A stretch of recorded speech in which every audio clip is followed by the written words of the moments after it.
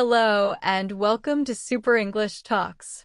This is the place where we don't just practice English, but also talk about the ideas and emotions that shape who we are. I'm really happy you're here today because this episode is about something that connects language learning, self-awareness, and emotional understanding.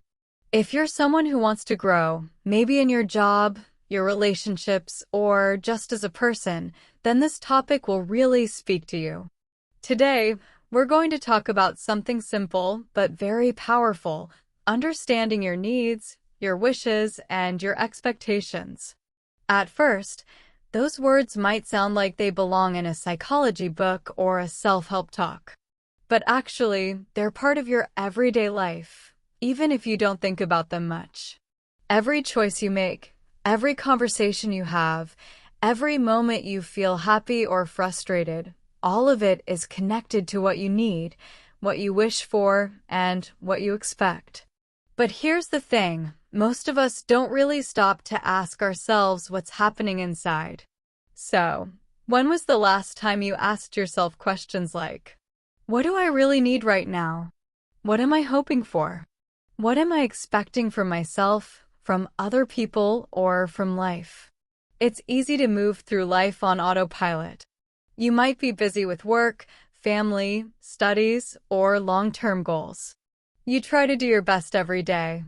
But if you never pause to listen to yourself, it's very easy to start living by other people's expectations instead of your own. You might chase goals that don't really make you happy, or try to meet standards that don't fit who you are. That's often when frustration starts to build up. That's when burnout sneaks in. You might find yourself working harder and harder, yet feeling strangely empty or unsatisfied. From a language learning point of view, understanding your needs, wishes, and expectations is also a great skill. It helps you talk about your emotions and your inner world in a clearer and more natural way. Think about how often people just say things like, I'm tired. I'm fine. I'm okay. These are simple, but they don't really tell much. Instead, imagine saying, I'm feeling disconnected. I wish I could slow down. I'm trying to manage expectations. These sentences are more specific, more expressive, and much closer to how fluent English speakers really communicate, especially when they're talking about personal or professional challenges. If your goal is to speak English not just correctly but honestly, this kind of emotional vocabulary is very useful. It helps you sound real, natural, and confident. Now, there's also a cultural side to this topic. In some cultures, talking openly about your needs or setting personal boundaries might be seen as selfish or uncomfortable. In others, it's normal and even encouraged. So when you explore your own needs, wishes, and expectations, you're not just learning new words, you're also learning how your culture has shaped the way you think and speak about your feelings. This episode is an invitation to reflect. Ask yourself, what beliefs have I learned from my family or society? Which ones still serve me? Which ones might I want to change? As we go through this topic together, I invite you to be both a language learner and a life learner. Listen not just to the words and expressions, but also to what's happening inside you as you hear them. Take notes if you'd like. Pause when something feels important. Reflect on what it means for you. There's no need to rush. This isn't about grammar or perfect pronunciation. It's about understanding yourself more deeply through language. By the end of this episode, I hope you'll walk away with a better understanding of English expressions about emotions and reflection, and a clearer sense of your own needs, wishes, and expectations, and how they shape the way you move through life. So take a deep breath, relax, and get ready to learn. Let's begin by defining our trio: needs, wishes, and expectations. Let's take a moment to slow down and really look at these three big words: needs, wishes, and expectations. We use them all the time in everyday conversations, during arguments, when we set goals, or even when we think about what went wrong in the past. But most of the time, we don't actually stop to ask what these words mean in our daily lives. When we take the time to understand them, something interesting happens. Things start to make more sense. We begin to understand ourselves better. So, let's begin with the first one, the most basic of the three, needs. A need is something essential, something you simply can't live well without. And I don't just mean physical needs like food, water, or sleep, though those are, of course, very important. I'm also talking about emotional and psychological needs, the need to feel safe, to feel seen, to feel accepted and loved, to belong somewhere. Needs are like oxygen. When you have enough of them, you don't always notice. But the moment one of your core needs isn't being met, it becomes hard to ignore. Think about those times when you feel constantly tired, anxious, disconnected, or on edge. Often, that's a sign that one of your deeper needs, maybe for rest, connection, or understanding, isn't being taken care of. And here's something important to remember. Unmet needs don't disappear. They don't just quietly go away. Instead, they often show up in different forms, sometimes as irritation, procrastination, or that strange feeling that something's not quite right, even when everything looks fine on the outside. That's why understanding your needs isn't just helpful, it's essential. It's the foundation. If your basic needs aren't acknowledged or met, everything you build on top of them, your goals, your relationships, your achievements, will eventually start to feel unstable, no matter how successful you appear. Now, let's move to the second word, wishes. If needs are like oxygen, wishes are like stars. They shine in the distance. They give us direction, and they remind us that life can be more than just survival. A wish is something you want or long for, something that adds beauty and meaning to your life, even if it's not essential for living. You might wish for a better job, to travel the world, to find love, or to feel more confident in who you are. Wishes speak to the part of us that hopes, the part that dreams and imagines a better version of life. Some wishes are big and bold, others are soft and quiet. Some fade away, and some stay with us for years, whispering in the background. And that's completely okay. Having wishes doesn't make you weak, it makes you human. Your wishes often show what you truly value. They reveal what matters most to your heart. But here's where it can get tricky. Sometimes we confuse wishes with needs. For example, we might start to believe we need approval from others, or that we need success in order to feel good enough. When that happens, our sense of balance gets blurry.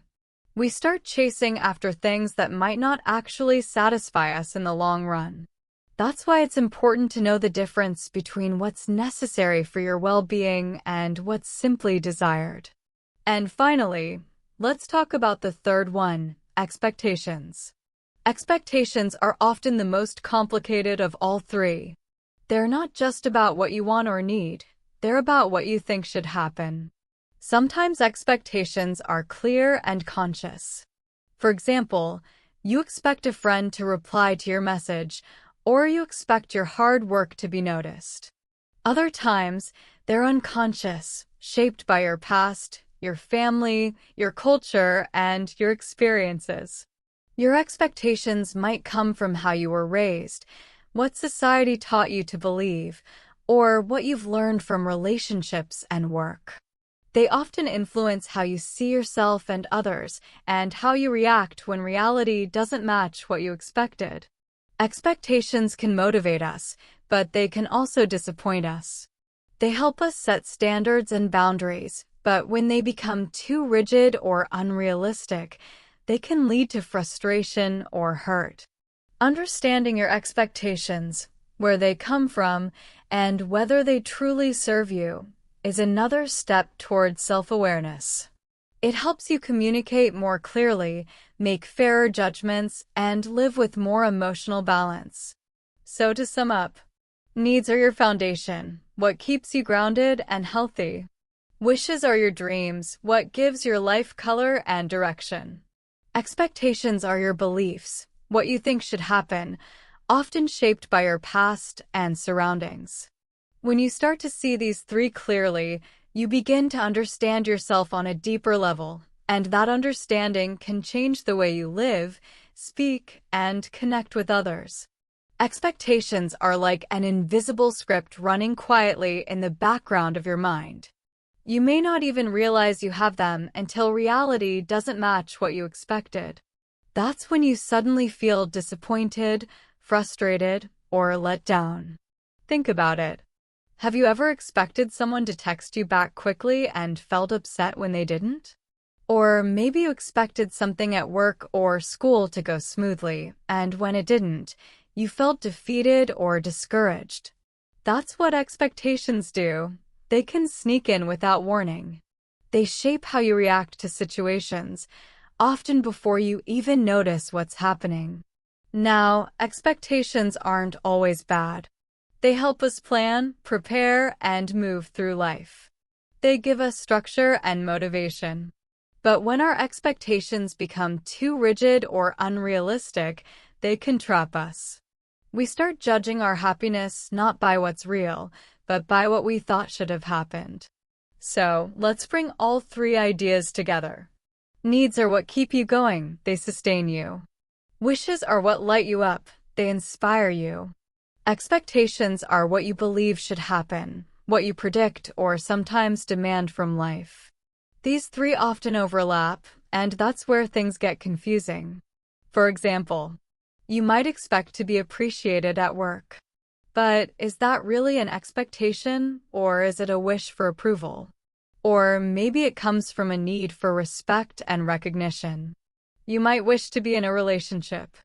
But is that wish hiding a deeper need for emotional safety, or is it shaped by social expectations about where you should be in life right now?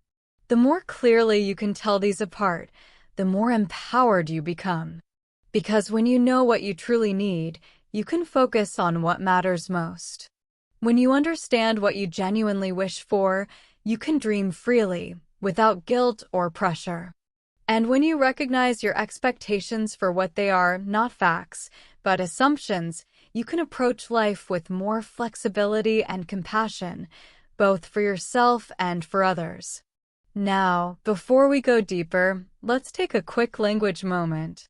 Notice how many abstract nouns we've been using, words like belonging, safety, recognition, disappointment, fulfillment. These aren't things you can see or touch, but they describe real emotional experiences. They help you give words to what's happening inside you. And that's one of the most beautiful parts of learning English at a higher level.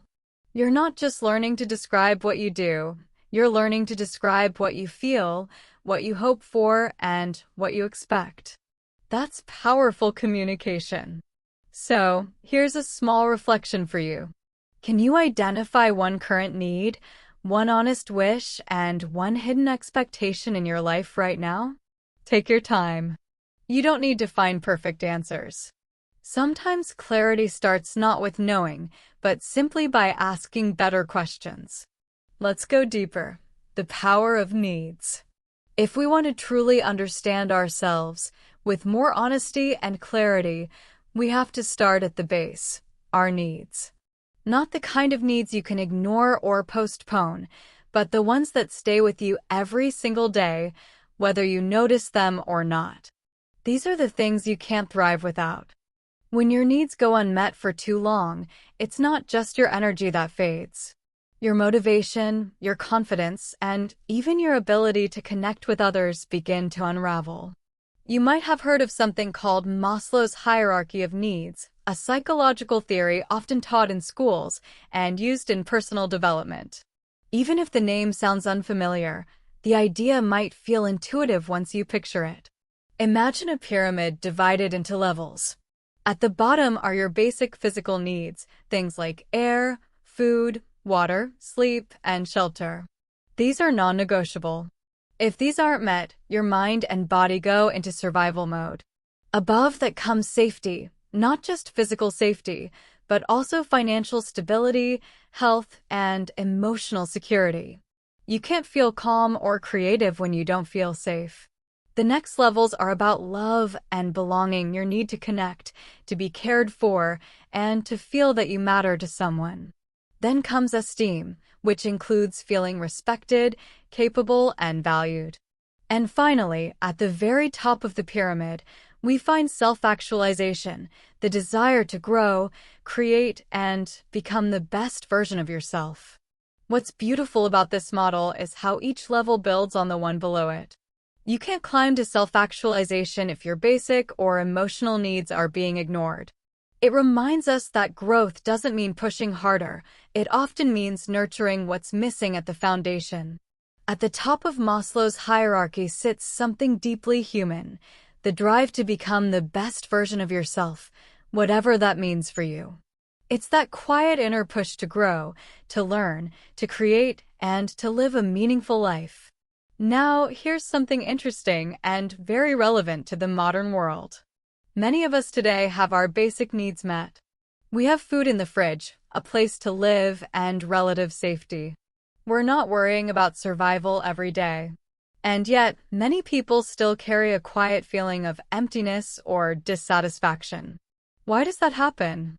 It's often because, while our physical needs are taken care of, our emotional and psychological needs are not.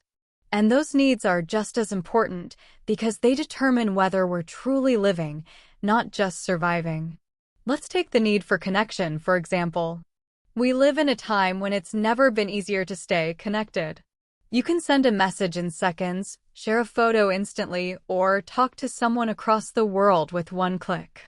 And yet, many people feel deeply lonely. That's because real connection isn't the same as digital interaction. Real connection means feeling seen, heard, and understood. It's about emotional presence, sharing time, trust, and attention. It's about those moments when you don't just talk to someone, but you feel that they're truly there with you. Scrolling, reacting, or commenting can't replace that. When our need for real connection isn't met, even if everything looks fine from the outside, life can start to feel hollow or disconnected on the inside. Now, let's talk about another powerful need, recognition. This isn't about fame or attention. It's about the simple human need to be acknowledged, to feel that your efforts, your struggles, and your growth are noticed and valued. Think about the workplace. You might have a steady job, meet every deadline, and keep things running smoothly. But if you constantly give your energy and no one recognizes it, if you feel invisible, burnout can creep in fast. You might still get the work done, but emotionally, something starts to shut down. You lose motivation. You start to wonder, does any of this even matter? That's the effect of unmet emotional needs. They don't just affect how you feel, they shape your identity, your confidence, and your sense of purpose. And sometimes, our needs are ignored by others, or even by ourselves. Many of us have been taught, often without realizing it, that needing too much makes us weak, needy, or selfish. In some cultures, people even take pride in not needing anything. You're praised for being independent, strong, or self-sufficient. But the truth is, no one is completely self-sufficient. Humans are social, emotional beings. We all need care, affection, encouragement, and support. That's not a flaw. That's part of being alive. Acknowledging your needs doesn't make you weak, it makes you honest. And that honesty is what allows real growth and deeper relationships to form. It's also important to remember that your needs aren't fixed. They change as you change. The needs you had at 20 might look very different from the ones you have at 30 or 40. As life changes, you move to a new country, start a new job, lose someone you love, become a parent, or simply grow older, your inner world transforms too. Sometimes those new needs are clear, and sometimes they're harder to identify. You might just feel something's off, a restlessness, a tiredness, or a longing you can't quite name. But those feelings are often signals from unmet needs trying to get your attention. They show up in how you react, how you relate to others, and how you feel at the end of the day. And from a language learning perspective, being able to express your needs clearly is more than just helpful, it's empowering. Instead of saying, "I'm not okay," you can say, "I'm feeling overwhelmed because I need more clarity." Instead of saying, "I'm angry," you can say, "I need to feel respected in this conversation." See the difference? When you name your needs clearly, you don't just express emotion, you communicate understanding. You move from reacting to reflecting. And that's a huge step, both in language learning and in personal growth. These kinds of phrases use what we call emotional precision, the ability to describe your inner world clearly and specifically. It's a skill that takes time to develop, not just in English, but even in your first language. But once you start practicing it, something powerful happens. Your communication becomes clearer, more honest, and more compassionate. You begin to express what's really going on inside, rather than just the surface emotion.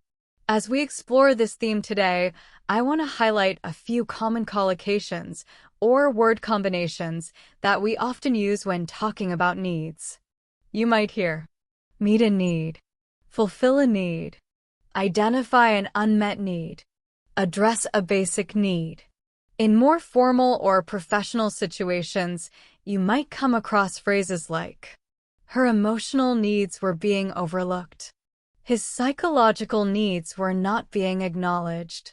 Notice something about those examples? They often use the passive voice, especially when we're talking about needs that have been ignored or forgotten. For example, his need for support was completely dismissed. This pattern, using the passive voice, helps us talk gently and professionally about sensitive or abstract topics.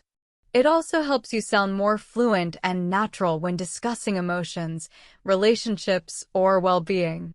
Now, here's something I'd like you to reflect on as we wrap up this section about needs. What's one need in your life right now that's quietly asking for attention? Not shouting, not demanding, just quietly waiting for you to notice it. Maybe it's the need for rest.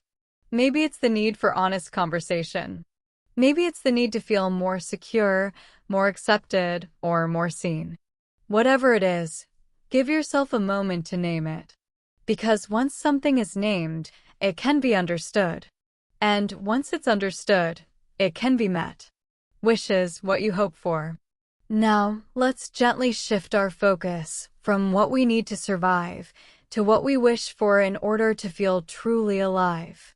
If needs are the ground beneath your feet, then wishes are the sky above your head. They represent the part of you that dreams, imagines, and looks forward. Unlike needs, wishes aren't essential for survival, but they are essential for meaning. They carry hope. They give direction. They remind you that there's always more to discover. Wishes connect you to possibility, to what could be. When we talk about wishes in English, we often use phrases like, I wish I could. If only I had. These are examples of what's called the subjunctive mood, a structure we use to talk about things that are not true, at least not yet. For example, I wish I spoke Italian fluently. I wish I had taken more risks in my 20s. These aren't facts, they're expressions of longing, moments where your heart reaches towards something that isn't real yet, but that you still hope for. And that feeling longing is deeply human. It's a quiet reminder that part of you is still growing, still curious, still searching for something more. I remember a time, several years ago, when I found myself stuck in a routine that felt safe but not inspiring. Everything looked fine from the outside, steady job, daily structure, predictable life, but inside, I could feel a quiet wish rising. It wasn't a loud or dramatic dream, just a soft thought that whispered, what if there's something more? That's the power of a wish. It's not always about getting what you want. Sometimes it's about paying attention to what your heart is trying to tell you. Every day looked more or less the same. Wake up, go to work, commute, handle responsibilities, come home, repeat. Nothing was terrible. Everything looked fine on the outside, but nothing felt exciting either. And then I started to notice a quiet, repeating thought. It wasn't loud, but it kept returning again and again, like a gentle song in the background. It said, I wish I could work on something more meaningful. I wish I could build something of my own. That wish didn't shout. It didn't demand immediate change. But it stayed. And because it stayed, it started to guide me. Over time, that quiet wish turned into small, intentional actions, reading more, planning, learning, imagining a new path. It didn't happen overnight, but it began the moment I allowed myself to imagine a different kind of future. That's the power of wishing. A wish gives you a place to start. Of course, not every wish becomes reality. And that's where things can get complicated, because wishing and fantasy are closely connected. You might wish to live by the ocean, to travel the world, to be famous, or to go back in time and undo a mistake. Some of these wishes could happen someday. Others might always stay in your imagination. But here's something important. Even if a wish isn't realistic, that doesn't mean it's meaningless. Every wish tells you something about your values, what you find beautiful, important, or missing in your life. For example, if someone says, I wish I had more time, what they're really expressing is a wish for balance, for space, maybe even for peace. If someone says, I wish I could speak freely at work, what they truly mean might be a wish for safety, respect, or authenticity. Every wish, even a small one, has a story behind it. Think about the everyday wishes we often say without thinking. I wish I could sleep in tomorrow. I wish I were more confident. I wish I hadn't said that. These aren't just random thoughts.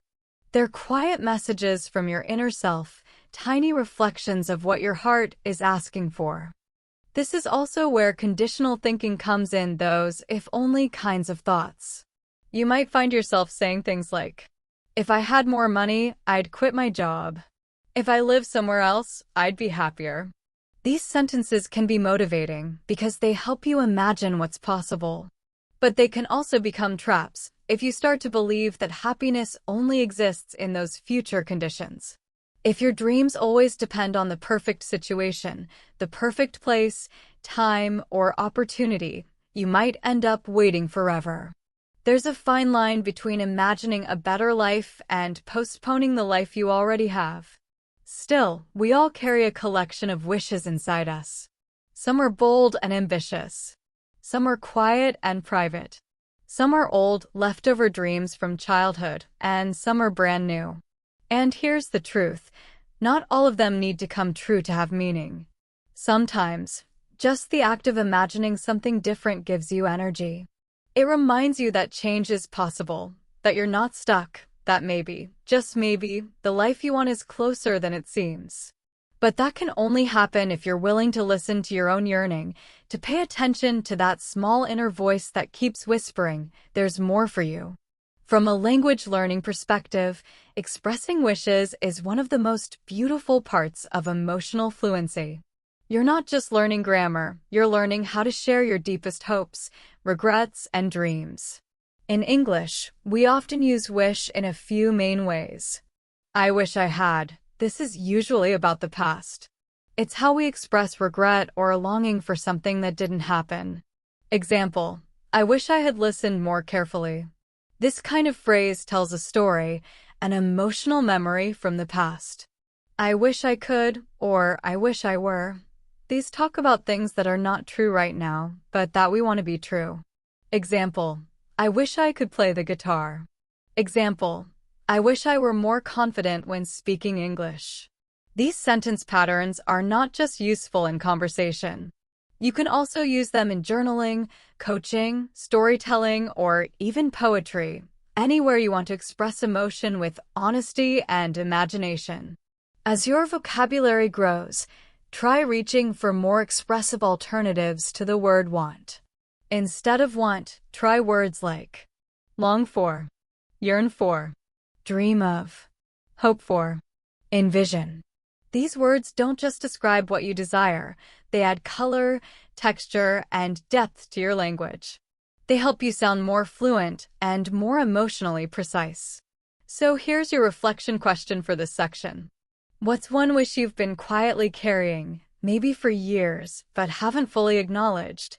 Maybe it's a wish for a new direction in life. Maybe it's a wish to create something, or to forgive someone, or even to forgive yourself. Whatever it is, let yourself listen to it. You don't have to act on it right away. Just start by recognizing it. Because every wish, even the small, quiet ones, carries a truth about who you are and who you're becoming. Whatever it is, give yourself permission to imagine it. Not to plan it. Not to analyze it. Just to sit with it.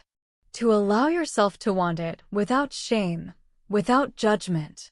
Because wishing is not weakness. It's actually a kind of self-recognition. It's how we begin to tell ourselves the truth about what we care about, even if we're not ready to act on it yet. Expectations, the invisible script. Now let's talk about something that most of us carry, often without realizing it: expectations. Expectations are like an invisible script quietly running in the background of our lives. They shape how we think, how we behave, how we treat others, and maybe most importantly, how we treat ourselves. Unlike needs or wishes, expectations often feel automatic, like they're just there.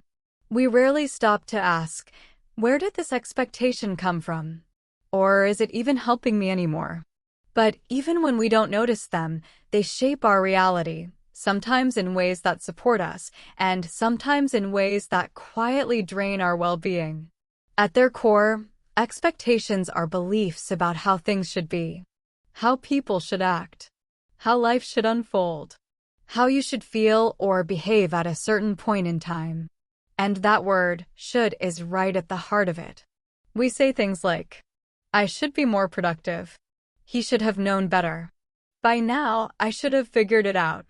On the surface, these sentences sound reasonable, even motivating.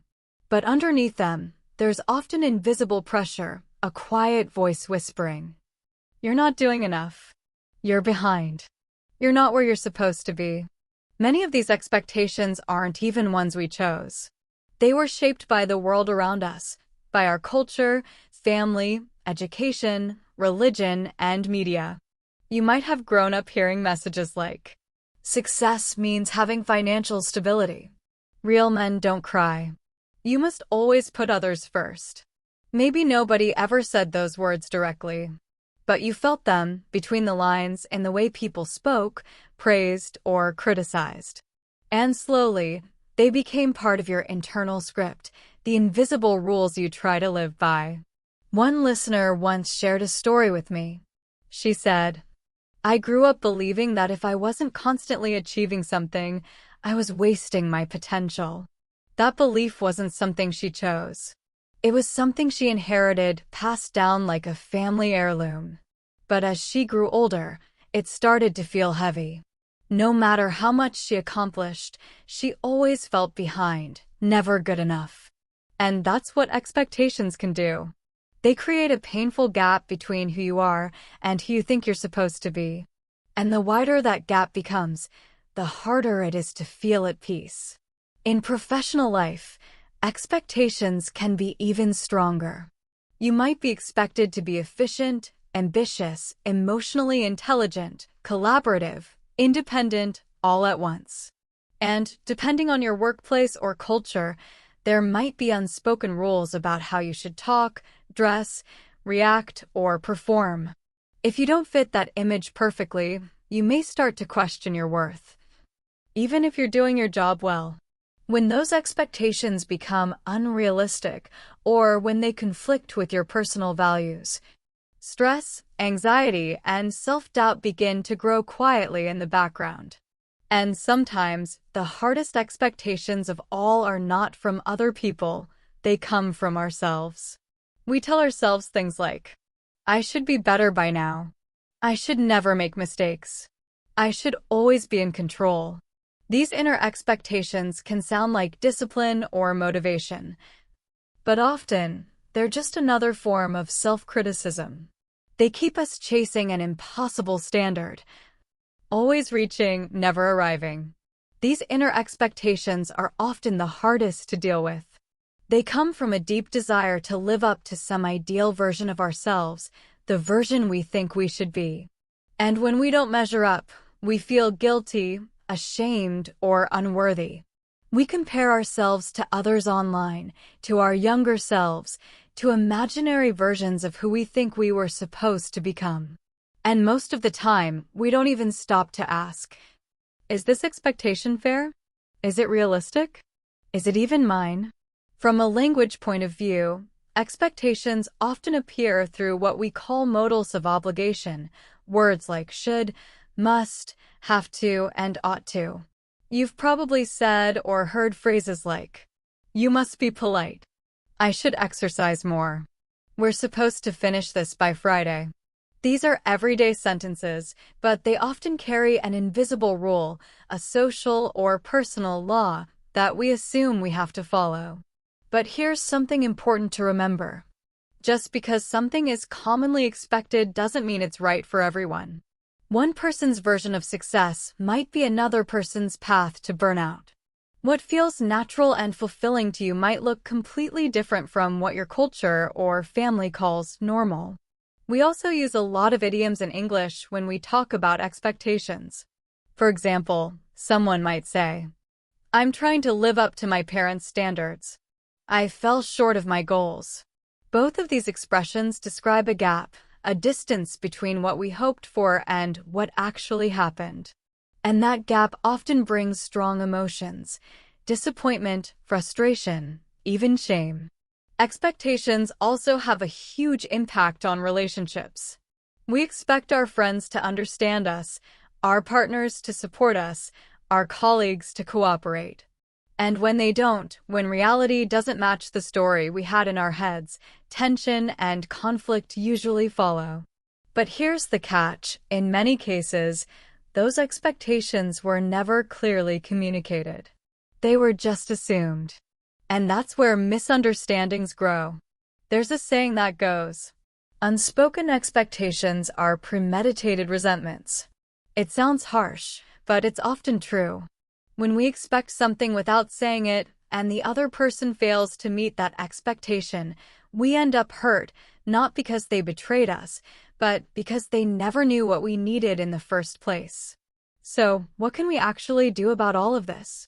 The first step is simple. Start noticing. Pay attention to when your thoughts include the word should. I should be doing more. I should be happier. They should know what I need. When you catch that word, pause and ask yourself, where did this belief come from? Is it mine? Does it help me or hold me back? You don't need to throw away all your expectations. Some are healthy, they give structure to your life, motivate you, and guide your goals. But others, especially the ones you inherited or never questioned, might be quietly running your life without your permission. So here's a reflection to leave you with. What's one expectation you're currently carrying that feels more like a burden than a motivation? And if you could rewrite that part of your inner script, what would you choose instead? Internal dialogue, listening to your inner voice.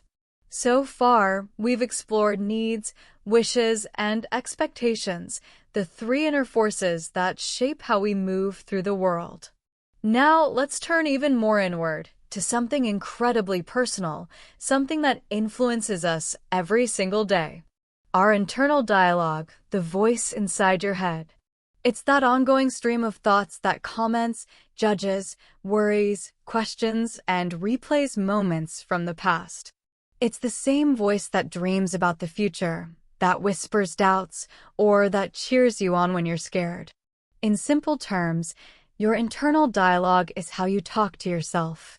And the way you talk to yourself matters more than most people realize. Let me ask you something. When was the last time you really listened to your inner voice? Not just what it was saying, but how it was saying it. Was it kind? Was it patient? Or was it frustrated, critical, even harsh? Because the tone of that inner voice has a powerful effect on your emotions, your confidence, your decisions, and even your relationships. It shapes how you experience the world. And yet, most of the time, it happens completely automatically. We don't choose it. We don't design it. It just speaks, often echoing old beliefs, fears, and memories we've absorbed without noticing. We don't always pause to ask ourselves, why am I speaking to myself this way? Where did this voice even come from? The truth is, your internal dialogue, that constant voice in your head, is deeply shaped by your past. Especially by the messages you absorbed during your formative years, when you were learning who you were and how the world worked. Maybe you grew up hearing things like, "Don't be lazy. That's not good enough. You're too sensitive." Even if no one says those words to you now, they may still live inside your mind, quietly repeated in your own voice. These old messages often become what psychologists call limiting beliefs, ideas you've accepted as truth, even if they hold you back. Beliefs like, "I'll never be confident. I'm not creative. People like me don't succeed." Now, the tricky part is that limiting beliefs don't always sound negative. They often hide inside your thoughts as if they were facts. You might not even notice them until a stressful moment brings them to the surface. Imagine you're getting ready for a job interview and a voice in your head says, "Don't mess this up." You always freeze when you're nervous. That voice might sound logical, like it's trying to protect you. But in reality, it's fear disguised as reason. Or maybe you've told yourself something like, "I'm just not the kind of person who takes risks." But is that really true? Or is it just a story you started telling yourself a long time ago, a way to stay safe, even if it limits your growth? That's what many of our inner stories are, protective narratives built from past experiences. They were created to help us survive, not necessarily to help us thrive.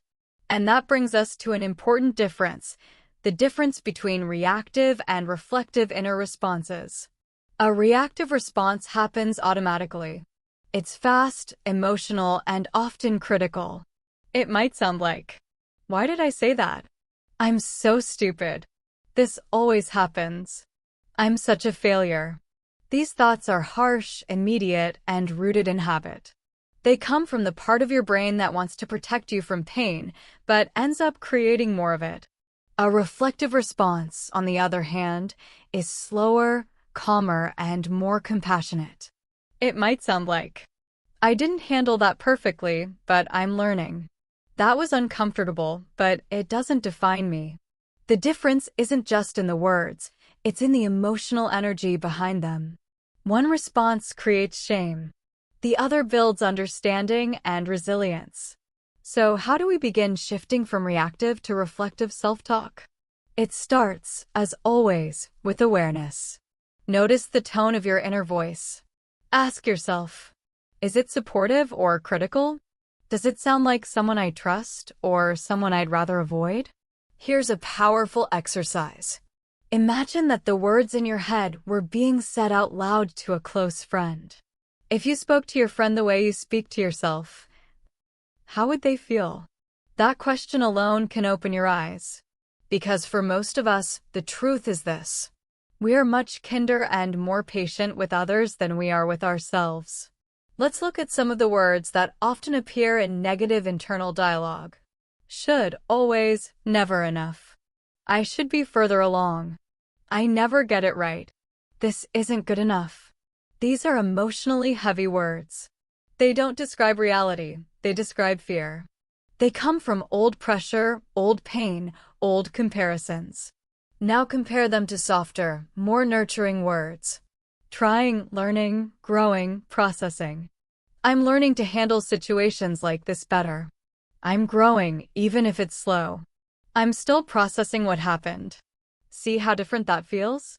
That small shift in language changes your emotional state, and over time, it can even change your life. From a language perspective, your internal dialogue is a fascinating and powerful space for learning. It's where emotional intelligence meets vocabulary. When you learn to express your feelings, thoughts, and fears more clearly in English or any language, you're not just improving fluency. You're deepening self-awareness. You're giving words to emotions that used to stay silent. And that is the beginning of emotional mastery in both language and life. Try describing your inner voice with words like harsh, judgmental, cold, anxious, rigid. Or, on the other hand, encouraging, forgiving, kind, wise, curious. These kinds of adjectives help you notice not just what you are thinking, but the quality of your thinking. One useful technique is to use embedded questions to explore your thoughts more deeply. Instead of asking, "Why am I like this?" which often leads to shame, try asking, "What am I believing about myself right now? What might I need in this moment?" Notice how different those questions feel. They are gentler, more curious, and invite understanding rather than judgment. Of course, all of this takes practice. Learning to listen to your inner voice, noticing it, and then gently adjusting it is a long-term process. It's not about forcing yourself to feel positive all the time.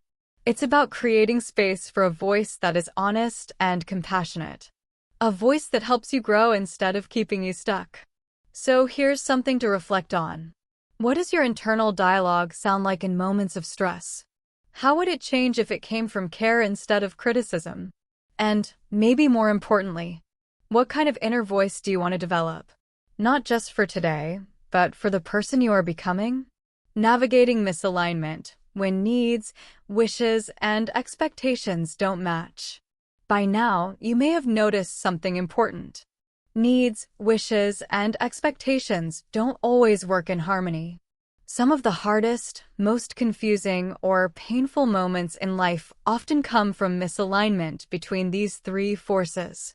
Let's imagine a scenario. Picture someone with a high-paying, stable, and respected job. On the outside, everything looks perfect. They've checked all the boxes and done what was expected. But inside, they feel restless, empty, or numb. They might think, "I should be happy. I have everything people say you're supposed to want. But deep down, I feel drained." Why does this happen? Because their emotional needs, maybe the need for creativity, purpose, or autonomy, are being ignored. Their wish might be to do something more meaningful, something that truly aligns with their values. But their expectation is that they should stay in this secure job because that's what responsible adults do. So they are stuck in the middle, pulled in different directions. This is a classic example of cognitive dissonance, a psychological term for the discomfort we feel when our beliefs, desires, or behaviors contradict each other. It's that tension you feel when your actions go one way, but your heart pulls you another. And this doesn't just happen with careers. Think about relationships. A person might need emotional safety, but they stay in a partnership that doesn't provide it. Why? Because they expect that love should be unconditional, or they should stay for the children, or they wish things would magically improve. Here, the need, the wish, and the expectation are all pulling in different directions. It's like trying to walk three different paths at once. Misalignment can also lead to burnout, especially when you ignore your real needs for too long. You might keep pushing yourself to meet deadlines, hit goals, or take care of others, even when your body is begging for rest or your mind is asking for a break. The expectation to keep going can become louder than your inner voice saying, "Slow down." And even though your wish may be for a more balanced life, the reality feels out of rhythm because nothing has been recalibrated. What makes this even more complicated is that our modern culture often encourages us to confuse wishes with expectations. We are told, sometimes openly, sometimes subtly, that if we want something badly enough, we should achieve it. Our dreams should lead to success. Hard work must lead to happiness. But the truth is far more complex. Not every dream is practical. Not every effort is rewarded the way we hope. When wishes are treated like promises rather than possibilities, disappointment is almost inevitable. So how can you notice when your needs, wishes, and expectations are misaligned? One clue is emotional signals. Feelings like frustration, indecision, and guilt often tell you that something inside is out of balance. For example, if you constantly feel stuck, unable to move forward, yet also unwilling to stay where you are, that's a sign of internal conflict. If you find yourself asking, "Why can't I be satisfied with what I have?" it might mean that your outer life matches expectations, but not your true needs or aspirations. Pay attention to the language you use in these moments. You might say things like, "I know I should be grateful, but I'm not. I want to leave, but I feel like I can't. I thought this would make me happy, but it doesn't." These kinds of sentences show contrast, and contrast often reveals truth. Even if you look fine on the outside, something inside may not be nourished. Others might see your life as stable and successful, but you may feel unfulfilled. Even though everything looks okay, it may not feel aligned. This is why self-awareness is so important. When you notice this inner tension, try to slow down and reflect. Ask yourself questions like, what need is not being met here? What wish am I secretly holding on to? What expectation am I trying to live up to that may be too hard? The answers may not come immediately, but even just asking these questions creates space for clarity. From a language perspective, these moments are also a perfect opportunity to practice nuanced expressions and phrasal verbs. Think about phrases like, at odds with, caught between, push through, burn out, settle for. For example, I felt caught between what I wanted and what was expected of me. This is not just grammatically correct. It's full of meaning, and meaning is what makes language powerful. Here's a reflection to leave you with. Is there a part of your life right now where your needs, wishes, and expectations feel out of sync? If so, what's one small step you could take to bring them closer together? It doesn't have to be a huge decision. Even naming the tension is powerful. Once you see the pattern, you are no longer trapped by it. You can begin to write a new script, one that is more honest, compassionate, and aligned with who you truly are. Reclaiming alignment, conscious intention, and self-kindness. After recognizing where your needs, wishes, and expectations are misaligned, the next step is to think about how to reclaim your balance and authenticity. This is about taking conscious steps, being intentional, and treating yourself with kindness as you navigate life. It's about creating a life where your inner world and your outer world support each other, rather than work against each other. This is not about being perfect or finding a quick fix. Instead, it is about making conscious choices to live your life more intentionally. Choices that reflect what really matters to you, not just what others expect or what has become automatic.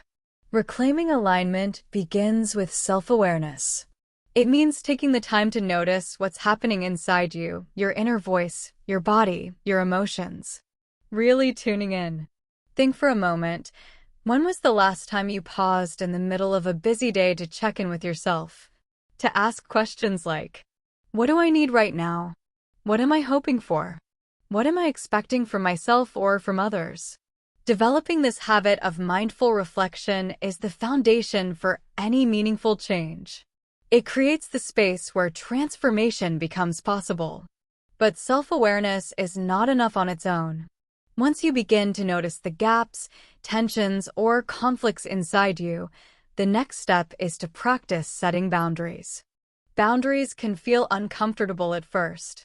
They might even feel selfish, especially if you are used to putting other people first or meeting expectations at your own expense. But boundaries are a vital form of self-kindness. They are how you tell yourself and the world, this is what I need to thrive, and I am committed to protecting it. Boundaries can take many forms. Saying no more often. carving out time for rest or creativity, asking for support when you need it. Each boundary you set is a step toward realigning your life with what really matters to you. Small, intentional changes add up over time. They can create big shifts in how you feel and how you live. You don't need to completely change your life all at once. Focus on what feels manageable and meaningful. Maybe you decide to journal once a week to clarify your wishes. Or maybe you choose one evening free from work emails, giving your mind a chance to rest. These actions are more than routines. They are declarations of intention. They tell your brain and your heart, I am serious about reclaiming control of my life. From a language perspective, this is also a good moment to notice the power of action verbs, verbs that help you feel in control of your life. Words like reclaim, realign, reset, commit, embrace, nurture. For example, you might say, I will reclaim my time. I'm working on realigning my priorities. I'm ready to reset my boundaries. These verbs are powerful because they focus on what you can do. They invite you to step into the role of an active creator of your life. Future forms in English are also helpful here. When you say, I will honor my needs. I'm going to practice self-kindness every day. You are not only planning for the future, you are also affirming your commitment in the present. This kind of language helps solidify your intentions. It makes your goals feel more real and more achievable. And don't forget the value of gerunds and infinitives, words like practicing self-kindness, choosing rest, embracing change. These forms help you describe ongoing actions, processes, and habits. They remind you that personal growth is not a one-time event, but a continuous practice. You might talk to yourself about things like learning to listen to yourself, committing to set boundaries, or choosing to make rest a priority.